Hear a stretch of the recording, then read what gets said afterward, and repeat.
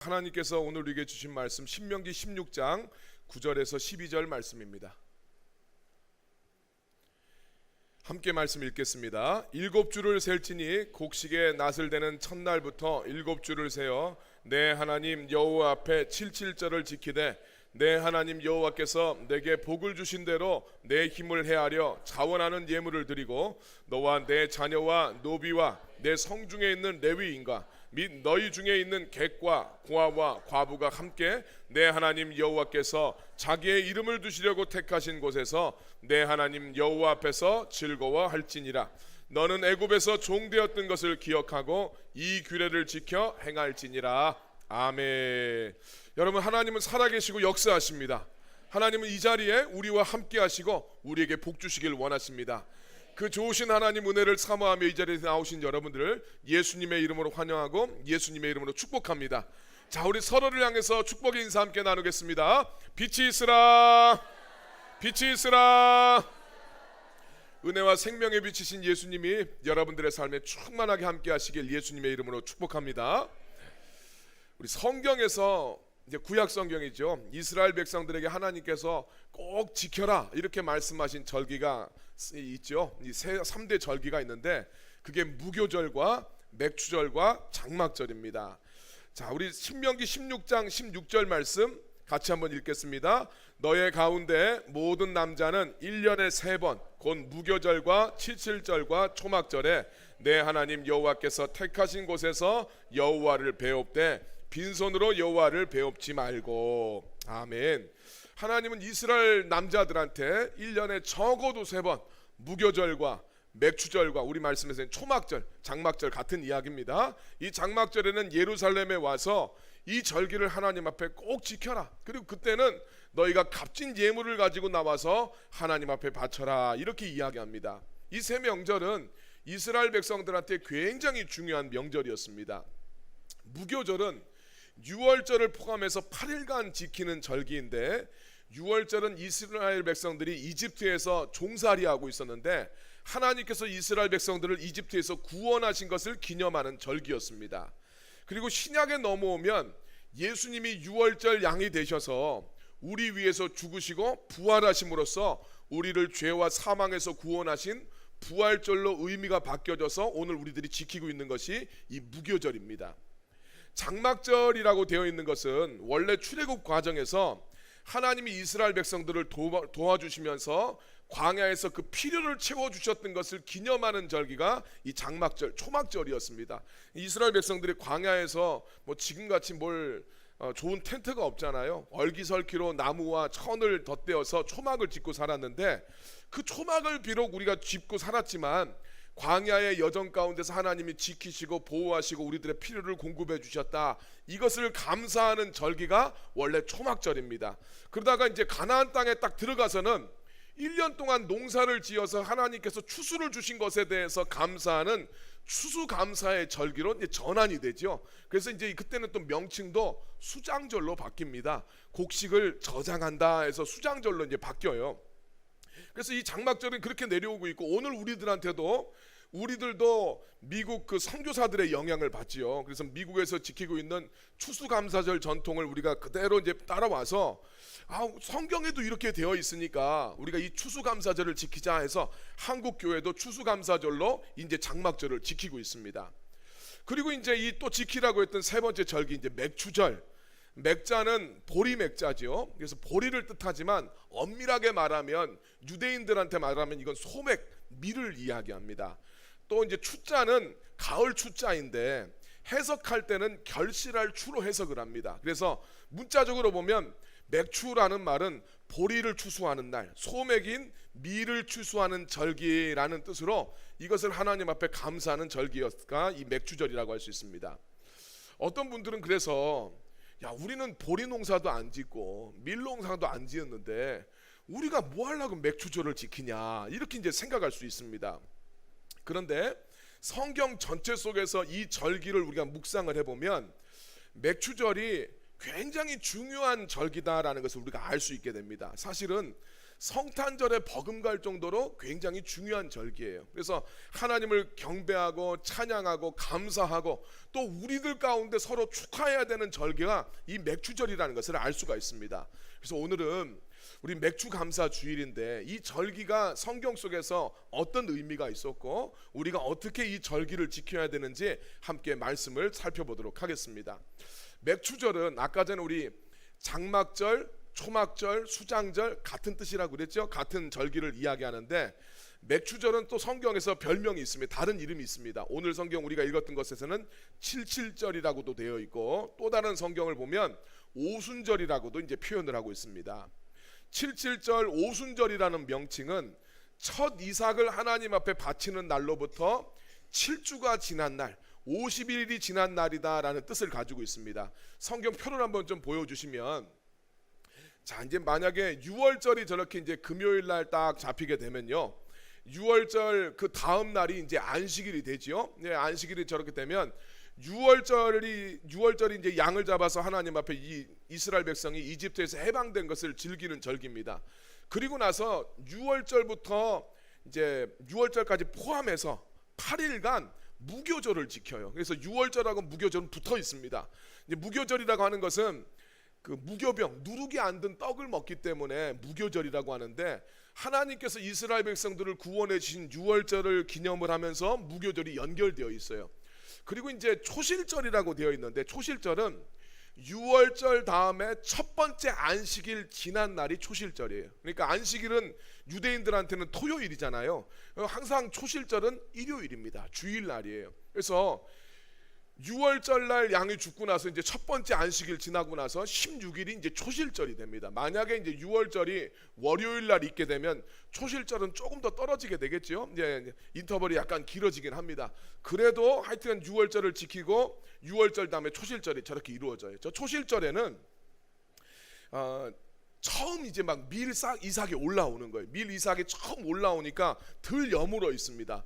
근데 요거를 베어서 한 단을 하나님 앞에 흔들어 드리는 요제로서 올려 드리는 날이 초실절이에요. 그래서 무교절 기간 안에 첫 번째 안식일 지난 날을 밀 이삭이 막 올라오면 그 밀 이삭 한 단을 하나님 앞에 흔들어 드리는 날이 초실절입니다.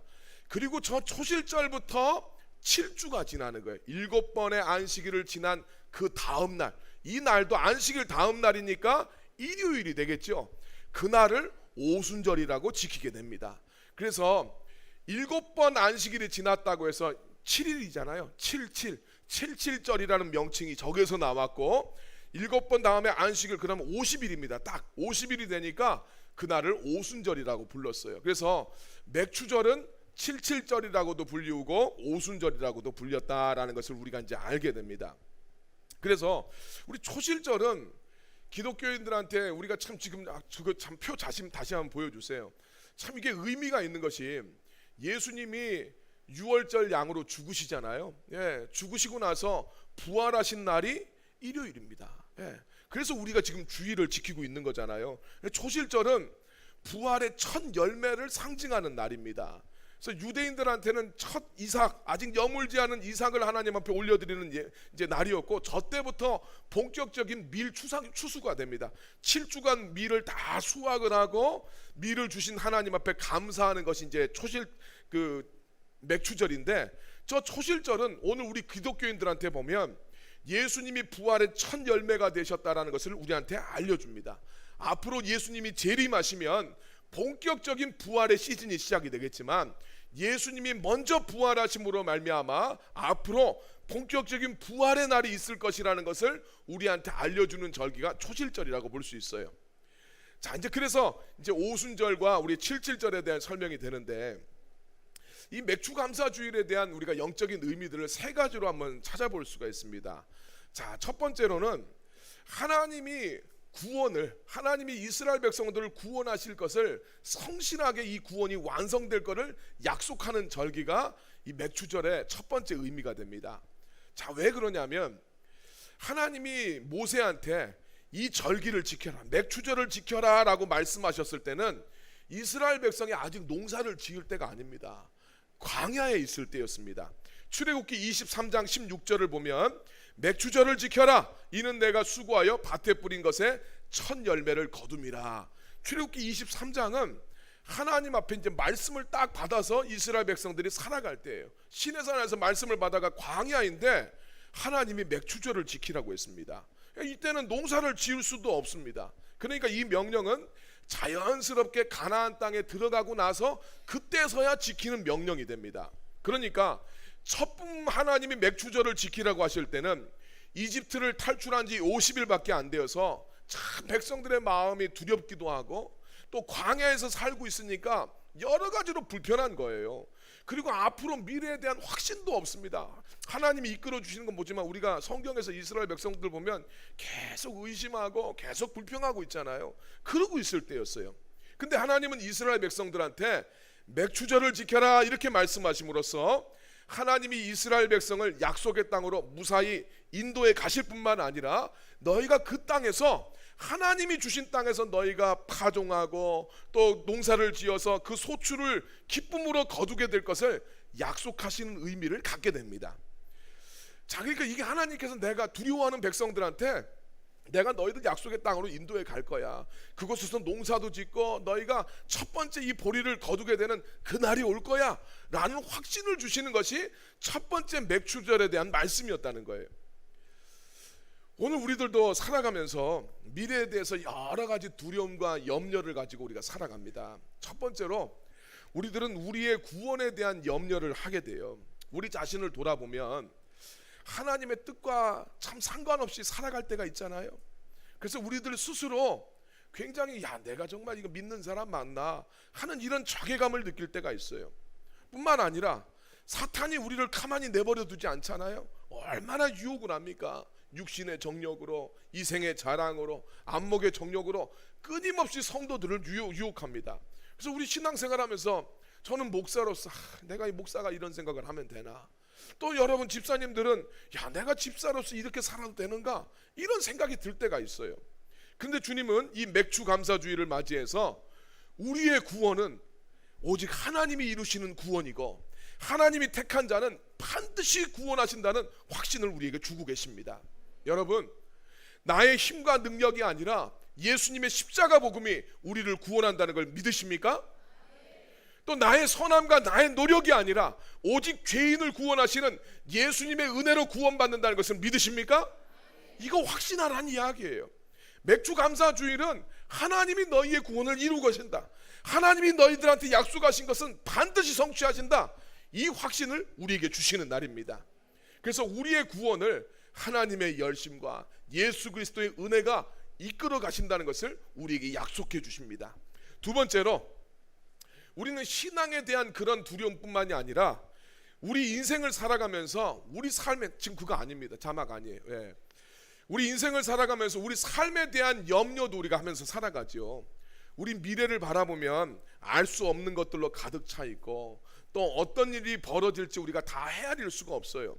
그때 주님께서 광야에 있었던 이스라엘 백성들한테 이 맥추절을 지키라 명령하시는 것을 보면서 하나님이 4,000년 전에 이스라엘 백성의 삶만 지켜주시는 것이 아니라 오늘 우리의 삶도 지켜주시고 오늘 우리와도 동행해 주시고 우리를 축복해 주실 것을 확신해야 될 줄로 믿습니다. 광야에서 정말 불편하고 또 미래가 불투명하지만 주님은 이 맥추절을 지키라고 말씀을 하시면서 너희들이 약속의 땅에 반드시 들어가게 될 거다. 그리고 그것이 하나님께서 너희들이 주신 그 땅에서 너희가 씨를 뿌리고 농사를 지어서 풍성한 열매들을 거두게 될 것이다. 그때 나를 기념하는 맥추절을 지켜라. 주님 이렇게 말씀하셨어요. 그래서 하나님께서 영적으로나 육적으로나 우리들의 삶을 이끄셔서 풍성한 열매와 기쁨을 주실 주님을 먼저 찬양하고 먼저 감사하는 여러분이 되기를 예수님의 이름으로 축원합니다. 자, 그래서 맥주 감사주일은 먼저 감사하는 거예요. 날 구원하실 주님, 내 삶 속에 복 주시고 내 삶 속에 동행하실 주님을 기대하고 그 믿음으로 주님 앞에 나아가는 것이 맥주 감사주일입니다. 자, 두 번째 맥주 감사주일의 영적인 의미 이제 보여주시면 됩니다. 이스라엘 백성이 하나님의 언약 백성으로 태어난 것을 감사하는 절기가 맥추 감사주일입니다. 출애굽기 19장을 보면 맥추절은 이집트에서 나온 지 50일째 되는 날이었어요. 그날에 하나님은 이스라엘 백성들한테 율법을 주시면서 이스라엘 백성과 언약을 맺습니다. 출애굽기 19장 1절 2절 말씀입니다. 같이 읽겠습니다. 이스라엘 자손이 애굽 땅을 떠난 지 3개월이 되던 날 그들이 시내 광야에 이르니라.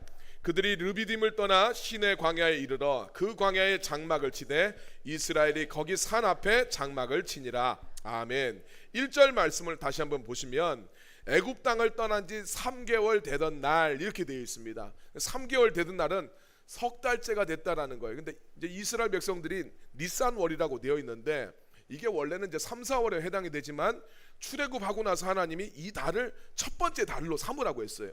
그래서 이제 1월 달로 보면 1월 14일 날 이제 출애굽을 합니다. 1월 14일 날 이제 밤에 이제 출애굽을 하게 되는데 그리고 나서 2월 달이 다 지나고 1월 달 지나고 2월 달 다 지나고 세 번째 달이 되었다. 그러면 3월 1일이 됐다라는 뜻입니다. 자, 그래서 이제 거의 이때가 이제 50일째가 됐을 때인데 우리 성경에서는 정확하게 딱 50일째 하나님의 율법을 받았다라는 명시적인 표현은 나오지 않아요. 성경을 읽어도. 그런데 유대인들 전통에서는 50일째 이스라엘 백성이 시내산에서 하나님 앞에 율법을 수여받았다라고는 전통들이 그대로 있습니다. 자, 율법을 수여받았다라는 것은 하나님과 언약 백성이 되는 것을 이야기해요. 그러니까 이스라엘 백성이 출애굽을 했지만 천방직축이에요. 그런데 이제 시내산에서 하나님의 말씀을 받음으로써 하나님의 백성으로 태어나는 것을 의미합니다. 그러니까 하나님의 구원을 경험한 이스라엘 민족이 하나님과 언약을 맺은 언약 공동체로서 새롭게 태어난 날이 이 오순절이었다 하는 이야기예요. 하나님이 은혜로 구원해 주셨고 그 구원받은 백성은 이제 자기 마음대로 살아가는 것이 아니라 하나님이 원하시는 기준을 가지고 하나님의 뜻에 맞게 살아가야 될 책임이 딱 주어지는 겁니다. 이게 오순절이에요. 그래서 하나님의 기준이 내 삶의 기준이 되고 하나님의 뜻이 내 삶의 가치관이 되어서 그렇게 살겠다고 고백하는 날이 오순절인 거죠. 자, 그래서 우리가 맥추감사주의를 지키는 오늘 우리도 하나님 앞에서 우리 신앙생활의 정체성을 좀 새롭게 할 필요가 있습니다. 우리가 하나님의 백성으로 부름받았어요. 하나님의 백성으로 새롭게 살게 되었다는 것, 새롭게 태어나게 되었다는 것을 여러분 믿으시길 바랍니다. 그래서 우리가 신앙생활하면서 조심해야 될 것은 하나님이 우리를 은혜로 구원해 주셨다고 해서 내 마음대로 살아도 된다라는 것을 의미하는 게 아니에요. 내가 내 행위로 구원받은 게 아니고 내 공로로 구원받은 게 아니라 예수님의 은혜로 구원받았다고 그래서 그럼 나는 어차피 마음대로 살아도 되겠네? 이게 아닌 거예요. 하나님의 구원받은 백성은 이제 구원받았으니까 하나님의 가치관으로 하나님의 뜻 가운데 살아갈 필요가 있다라는 것을 믿으시길 바랍니다. 그래서 여러분, 우리들이 은혜로 구원받았지만 은혜를 정말 깨닫게 되면 하나님 기뻐하시는 게 뭐지? 하나님 원하시는 게 뭐지? 이걸 찾으면서 살아갈 필요가 있다는 겁니다.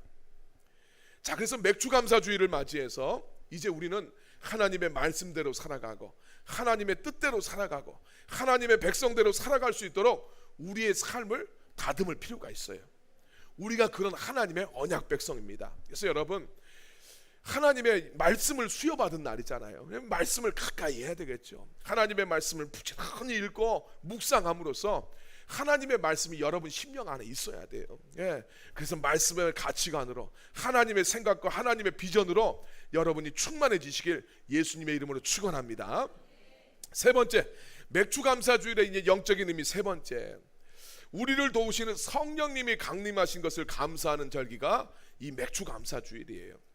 우리가 7번의 안식일 다음 날이 오순절이라고 그랬죠. 50일이니까 이 오순절은 신약에서 성령님이 강림하신 날이 오순절이에요. 사도행전 2장 1절에서 4절 말씀 같이 읽겠습니다. 오순절 날이 이미 이름에 그들이 다 같이 한 곳에 모였더니 호련히 하늘로부터 급하고 강한 바람 같은 소리가 있어 그들이 앉은 온 집에 가득하며 마치 불의 혀처럼 갈라지는 것들이 그들에게 보여 각 사람 위에 하나씩 임하여 있더니 그들이 다 성령의 충만함을 받고 성령이 말하게 하심을 따라 다른 언어들로 말하기를 시작하니라. 아멘.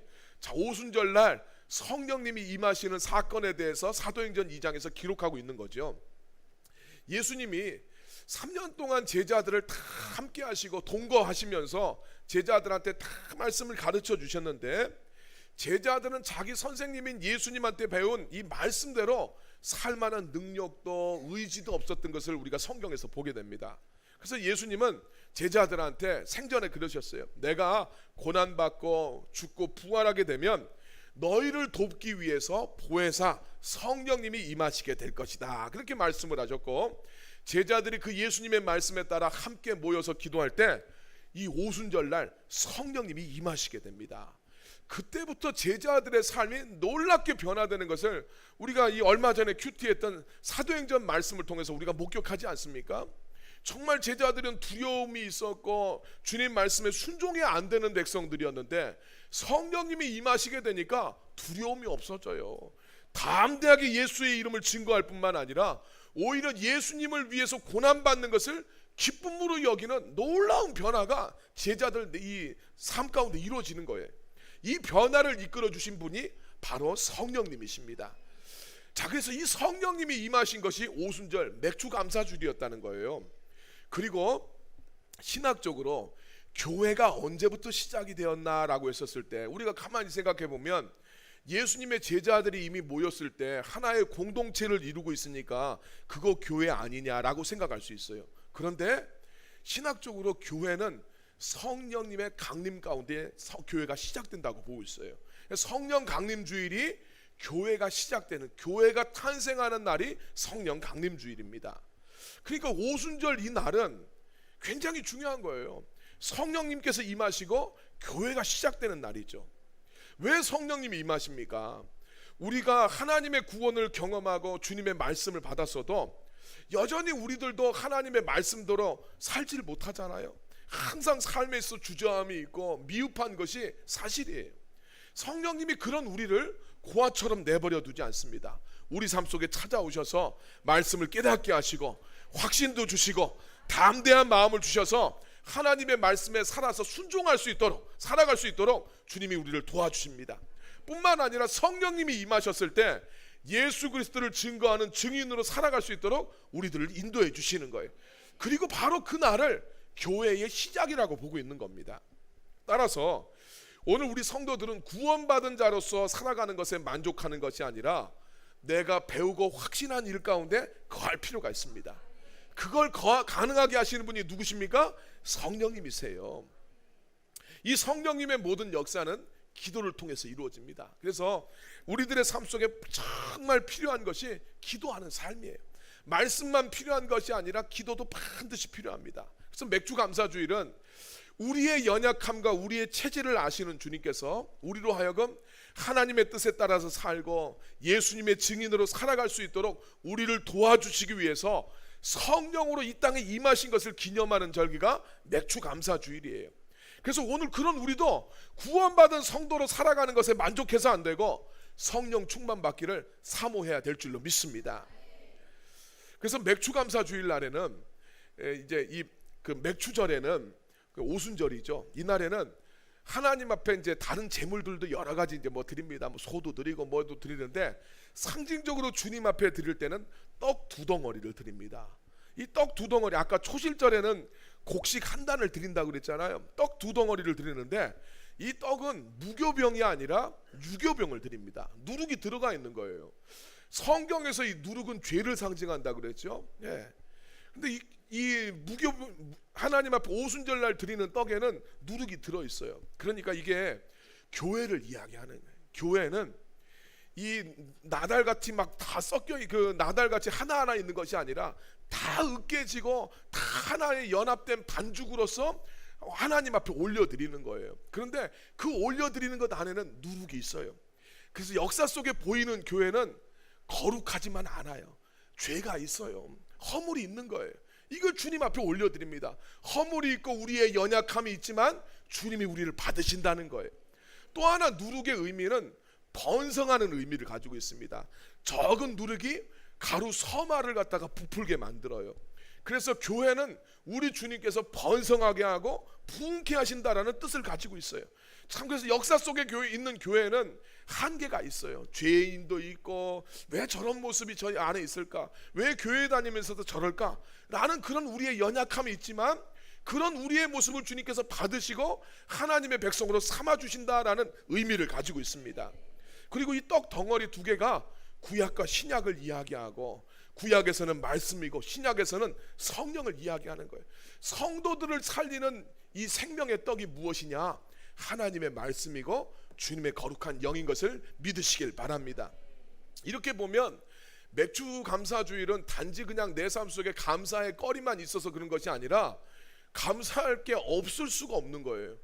교회로서 우리를 주님께서 용납하신 날이고 하나님의 자녀 삼아 주신 날이고 주님이 우리의 구원을 이루어 가겠다고 약속하신 날입니다. 그래서 이번에 이 맥주 감사주일 설교를 준비하면서 내년에는 우리가 맥주 감사주일을 이렇게 우리 보통 이제 7월 첫 주에 다 한국 교회 지키거든요. 그래서 우리들은 성령 강림 주일날 이 맥주 감사주일을 지키는 것이 성경적으로 이게 더 맞겠다라는 생각이 들어요. 그래서 내년에는 우리가 한번 그렇게 해보려고 합니다.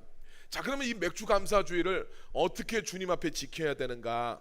4가지 동사로 이야기하고 있습니다. 첫 번째, 맥주절을 지켜라 이렇게 이야기합니다. 먼저 기억해야 될 것은 지켜라. 신명기 16장 10절 말씀 같이 한번 말씀 읽겠습니다. 내 하나님 여호와 앞에 77절을 지키되 내 하나님 여호와께서 내게 복을 주신 대로 내 힘을 헤아려 자원하는 예물을 드리고 하나님 앞에 77절 이 맥주절을 지켜라 이야기합니다. 이 지켜라라는 이야기는 celebrate 해라 이런 거예요. 경축해라, 의식을 거행해라, 하나님을 찬양해라, 하나님 주신 덕을 너희들이 기려라 이런 의미를 가지고 있습니다. 하나님이 나를 자녀 삼아 주신 것, 하나님의 자녀로 살아갈 수 있도록 성령을 주신 것, 그 주님이 우리와 함께 하시고 우리를 반드시 지켜주신다는 그 하나님을 여러분 찬양하시길 바랍니다. 여러분, 교회의 모든 절기는 우리의 구원에 대해서 설명하고 있는 구원의 사건하고 다 연결이 되어 있어요. 이 절기를 우리가 지키지 않으면 누가 지키겠습니까? 하나님이 천지를 창조하신 것을 기념하는 절기가 어떤 절기입니까? 안식일이 안식일. 네. 천지를 창조하신 것을 기념하는 절기가 안식일입니다. 그래서 안식일이 모든 절기의 시작이에요. 예수님이 이 땅에 오신 날을 기념하는 절기가 무엇입니까? 성탄절. 주님이 우리를 죄에서 구원하신 날이 언제입니까? 부활절. 구원받은 우리가 하나님의 백성으로 살도록 성령님께서 임하신 날이 성령 강림절. 이 날이 맥주절이에요. 여러분, 기념하며 찬양하며 지키시길 바랍니다. 두 번째, 하나님 앞에 감사의 예물을 드리라고 이야기합니다. 드려라 이야기하죠. 신명기 16장 10절 말씀을 보니까 내 하나님 여호와께서 내게 복을 주신 대로 내 하나님 앞에 자원하는 예물을 드리고 자원하는 예물을 드려라 이야기합니다. 우리는 하나님 앞에 또 하나님뿐만 아니에요. 사람한테도 그런 것 같아요. 감사했던 것, 은혜는 빨리 잊어먹는 속성이 있습니다. 그때는 되게 고마워하는데 시간 지나고 나면 별로 안 고맙게 생각합니다. 근데 하나님께서는 너한테 주신 복을 기억하고 네가 받은 대로 주님 앞에 올려드려라 라고 이야기합니다.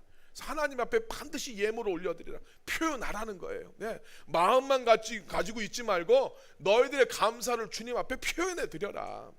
그때 어떻게 해야 되는가? 자, 말씀 10절 말씀을 다시 한번 보면 내 하나님 여호와께서 내게 복을 주신 대로 내 힘을 헤아려서 하나님 앞에 감사의 예물을 드려라 이야기합니다. 네 힘을 헤아려서 네가 복을 받은 만큼 하나님 앞에 받은 것을 너희가 잘 헤아려서 받은 복의 비율로 하나님 앞에 올려드려라.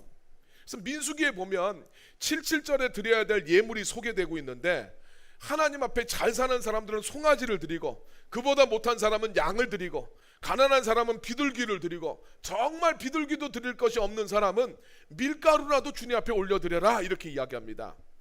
감사할 것이 많다고 생각하면 많이 감사드리라는 이야기예요. 예수님도 말씀하셨어요. 내가 많이 받은 자에게는 많은 것을 달라고 할 거다. 많은 것을 내가 준 자한테 많은 것을 기대한다고 말씀하셨어요. 그래서 내가 주님께서 주신 은혜에 대해서 깨달아진 만큼 여러분들이 주님 앞에 올려드리고, 세 번째로 이 말씀을 보면 자원하는 마음으로 드려라 이야기하고 있죠. 예물은 강요받아서 드리는 게 아닙니다.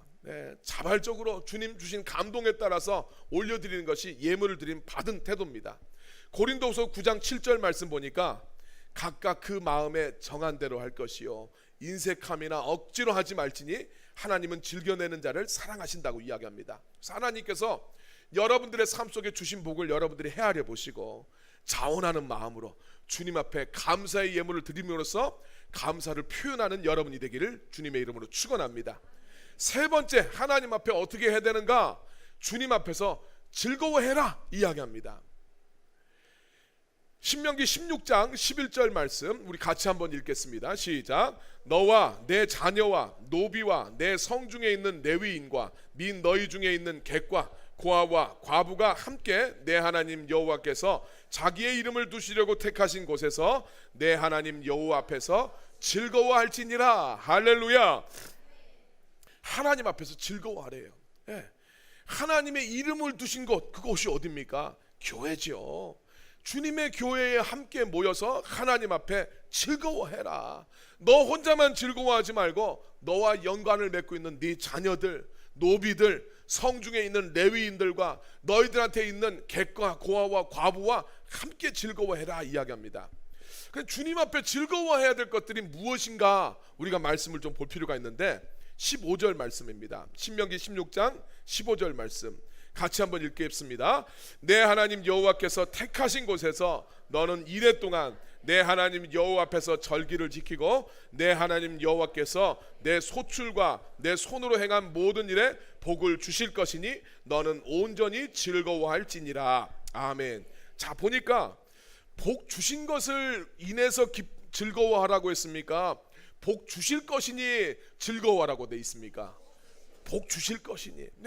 지금 받은 것이 아니라 하나님 내게 주실 것에 대해서 우리가 제일 처음에 아까 이야기했어요. 맥주감사주의를 주님이 지키라고 했던 가장 첫 번째 이야기는 너희의 구원을 하나님이 이루실 것을 믿고 그곳에 가서 주님 앞에 예배하라는 거였어요. 자기가 맥주감사주의는 받은 은혜도 있지만 앞으로 주실 은혜와 복에 대해서 미리 감사하는 절기가 맥주감사주일입니다. 우리의 구원을 이렇게 참 연약하고 항상 흔들리는 우리를 주님이 우리의 구원을 이루어 가신다. 주님이 우리의 삶에 함께 동행하신다. 그것을 내가 믿고 먼저 찬양하고 먼저 감사하는 여러분이 되시길 바랍니다. 네 번째로 당신을 구원하신 하나님을 기억하라 이렇게 이야기합니다. 기억해라. 신명기 16장 12절 말씀 같이 읽겠습니다. 너는 애굽에서 종되었던 것을 기억하고 이 규례를 지켜 행할지니라. 아멘. 야, 너희들이 이집트에서 종살이 하던 것 기억해라. 우리가 그렇게 죄의 종살이하고 있었는데 하나님이 구원해 주셨다. 너 이걸 기억해라. 이것의 우리 신학적인 의미는 우리를 마귀로부터, 우리를 멸망으로부터, 지옥으로부터, 우리를 죄로부터 주님이 구원해 주셨어요. 그래서 하나님의 천국 백성으로 우리를 삼아 주셨습니다. 우리를 구원하신 하나님을 기억해라. 이 하나님의 구원의 하나님을 기억하면 하박국 선지자가 이야기한 것처럼 외양간에 소가 없고 논밭에 식물이 없고 무화과 나무에 소출이 없을지라도 하나님께서 날 구원해 주신 그것만으로도 주님 앞에 감사하고 찬양할 수 있게 됩니다. 여러분, 우리 맥주절 하나님이 나를 하나님 자녀 삼아 주신 것을 기념하는 절기고 우리를 주님의 몸된 교회로 살아갈 수 있도록 성령님이 임하신 절기고 흔들리고 연약한 우리를 반드시 구원하겠다고 약속하시는 하나님의 약속의 절기입니다. 그래서 여러분, 이 절기를 통해서 우리의 생각을 좀 새롭게 합시다. 하나님의 자녀로서 우리의 정체성을 새롭게 하고 이 교회를 통해서 주님이 나를 이끌어 가실 뿐만 아니라 이 교회가 새로워져서 이 땅에서 주님 주신 이 맡겨주신 사명을 우리가 충성되게 잘 감당할 수 있는 그런 교회가 되어서 정말 주님 앞에 영광 돌리는 그런 성도, 그런 교회 되게 해달라고 주님 앞에 여러분들 고백하시고 그렇게 쓰임받는 여러분, 우리 교회가 되길 예수님의 이름으로 축원합니다.